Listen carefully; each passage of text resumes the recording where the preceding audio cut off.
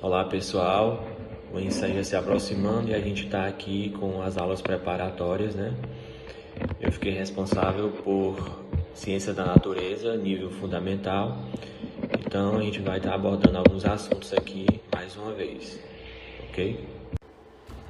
Então, seguindo aqui para o primeiro assunto,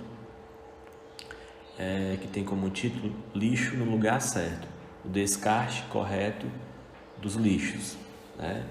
Sempre cai esse tipo de questão, né, abordado de diferente forma, e é importante a gente ficar atento para não vacilar, né? Vale ressaltar que o Enseja, ele é básico, tá bom? Ele não cobra nada tão sofisticado, por isso que a gente trabalha assuntos básicos, né? Então, a reciclagem está diretamente ligada a fatores sociais, econômicos e ambientais, e é uma atividade que permite processar uma matéria-prima, transformando-a em outra, posteriormente ser usada como novo produto. É aí que a gente já lembra da palavra reciclagem, né? E ela surgiu da necessidade de reaproveitar o lixo urbano para que este não se acumule na natureza. E isso funciona em parceria com a coleta seletiva, né? Quando a gente fala de reciclagem, a gente já lembra daquela lixeira de várias cores. E aqui embaixo, né, eu trouxe para vocês a cor e o que deve ser descartado em cada uma das respectivas cores. Continuando aqui na mesma deixa, né, falando agora dos problemas ambientais, né? Se a gente não descartar o lixo da forma correta, né, a gente vai sofrer com problemas ambientais. Atualmente, o mundo tem uma população de aproximadamente 6,7 bilhões de pessoas. Para que o mundo não entre em colapso, é preciso encontrar formas sustentáveis de desenvolvimento, além de integrar as questões sociais e ambientes nesse processo. Quando se fala de sustentabilidade, né, algo sustentável, é algo que vai nos proporcionar qualidade de vida, nós seres humanos, os animais, plantas, enfim.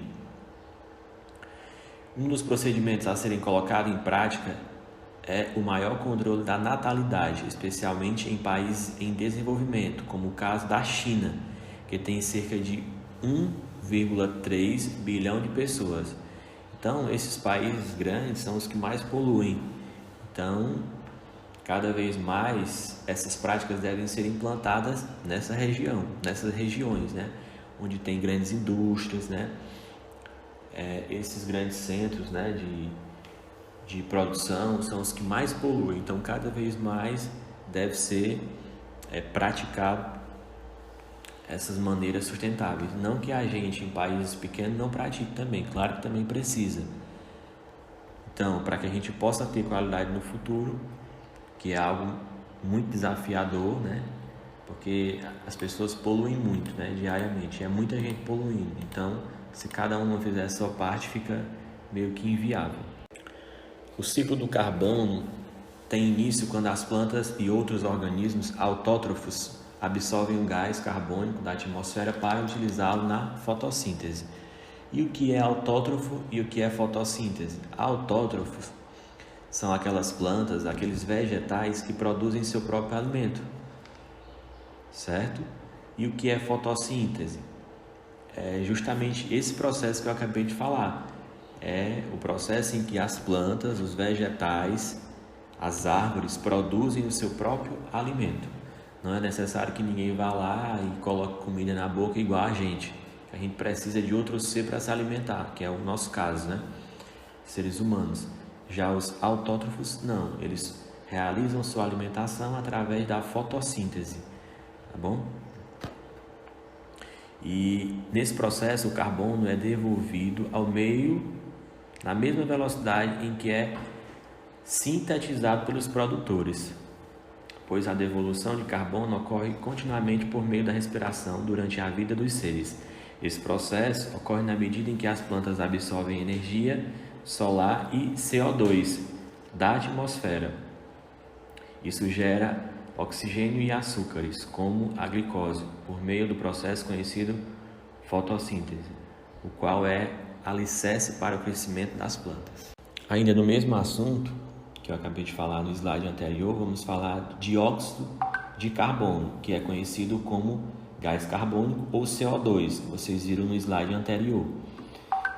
Ele é um composto químico gasoso que provoca graves desequilíbrios no efeito estufa do planeta Terra. Em condições normais, esse gás não apresenta cheiro nem sabor, sendo difícil sua detecção, por isso que ele é considerado gasoso, certo? Como é que ele ocorre? Como é que esse dióxido de carbono ocorre? Ele é gerado justamente da queima dos produtos, como o óleo, a madeira e combustíveis fósseis. Se tratando disso, as atividades humanas, especialmente industriais, são fontes importantes de emissão de dióxido de carbono, ou seja, os grandes produtores de poluição. E para finalizar, eu vou completar agora, novamente falando de seres autótrofos e seres heterótrofos, tá bom? O que são seres autótrofos? São aqueles seres que produzem seu próprio alimento através da fotossíntese, que é o que eu falei anteriormente, né? Os seres vivos que obtêm nutrientes e energia aproveitando a luz solar, através da fotossíntese. Isso quer dizer autótrofos. Já os heterótrofos é justamente o contrário, são aqueles seres que precisam de outros seres para poder se alimentar e sobreviver, tá bom? Tem a definiçãozinha no slide para vocês entenderem melhor. E em seguida vai ser compartilhado um TDzinho para vocês praticarem, tá bom? Bons estudos!